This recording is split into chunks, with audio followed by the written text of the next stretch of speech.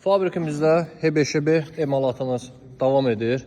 Göründüyü kimi premium marka Asistal, Türkiyə istehsalı profillərdən istifadə etmişik. Aksesuarlar olaraq ağır şüşə daşıyacağına görə bu qanadlar Zgenia Almaniya istehsalı aksesuarlardan istifadə edirik.